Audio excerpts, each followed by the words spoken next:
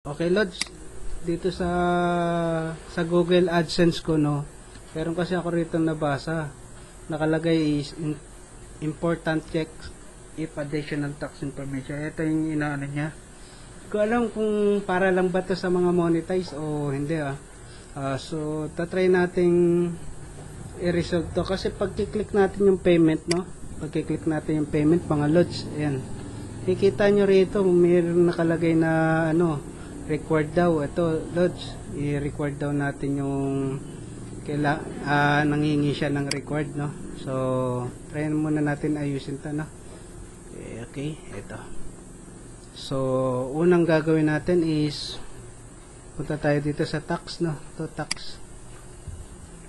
Okay, syempre maglalagin muna tayo ng Google natin.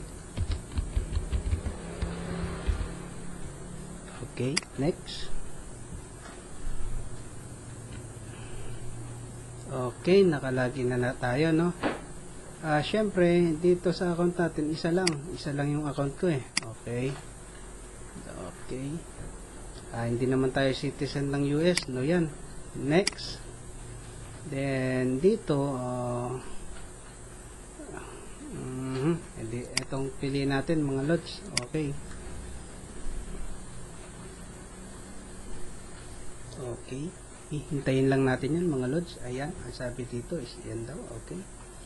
Saan ba tayo citizen? Siyempre ako Philippines ako. Kayo hindi, kung saan kayo, kung ilalagay nyo kung ano yung ano nyo. Dahil Pilipino tayo, Philippines. Siyempre Philippines. Okay. Yan, Philippines. Okay, okay na, nailagay na natin Philippines. Next na tayo, mga Lods. Hindi daw pwede yung mga may tuldok, mga Lodi. So tanggalin natin yung tuldok. Okay, tanggal natin yung tuldok ng middle initial. Okay, next. Okay, sa address. Okay, Philippines permanent. Okay, lagyan natin ng address. Ito lang nating address, no. Okay, taga rito ako, taga Security, mga Lodi. Okay, tanggalin natin yan. Huwag nyo lagyan ng postal code, mga Lodi. Okay, province natin, syempre ilalagay natin Metro Manila. Taga Metro Manila tayo, mga Lodi. Metro Manila tayo. Okay, mailing address, check natin yan. Okay, check. Okay, next. Click nyo lang next, mga Lods. Ganyan lang. Next. Dito, are you claiming reduce tax 30%, resident country? No. Siyempre, no tayo dyan. Okay, no. Next.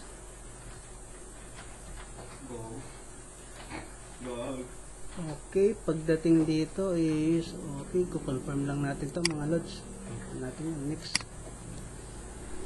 Dating naman dito, no, mga Lods, di ko na binabasa, mga Lods, kayo na lang magbasa ng ano nyo, Lods, basahin nyo yan. Ako medyo mahina ako sa English, mga Lods, pero naintindihan ko siya pag tinitignan ko lang. Hanggang tingin lang ako, mga Lods. Siyempre lalagay ko yung complete name ko rito, mga Lods. Okay. Yes, information signature. Okay, yes, siyempre. Okay. Okay, ganyan lang, mga Lods. Tapos, next. Okay, number 6 na tayo, mga Lods. As individual, tax and activist service. No tayo rito. Service provider, opposite. Dito. Tapos, ang providing.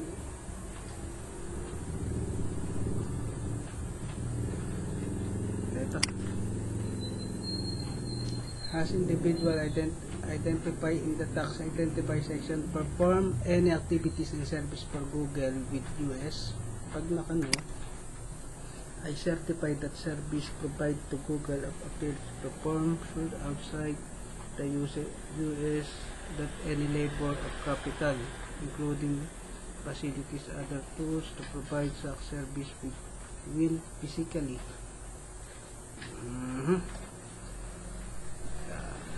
Okay. As individual. Okay. Okay. Then that's what is.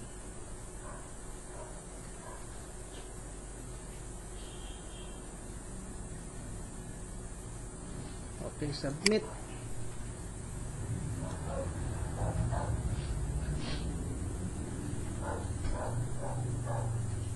Waiting lang natin.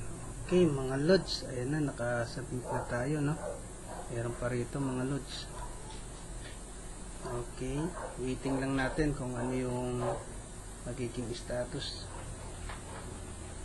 Kasi dito, pwede ka mag-submit ulit. Submit new form. Kung ano, approve na ako, lods. Okay. Okay, mga lods. Ganyan na lang, mga lods. Baka, hindi ko lang alam kung para lang to sa mga monetize, mga lodi, Okay, lods. Okay, mga lods. Natin. Okay, meron na. Payment. Lalabas pa ba yun? Yun. Okay na, mga lods. Paano, mga lods? Sige, hanggang dito na lang, mga lodi. Salamat sa inyo, mga lods.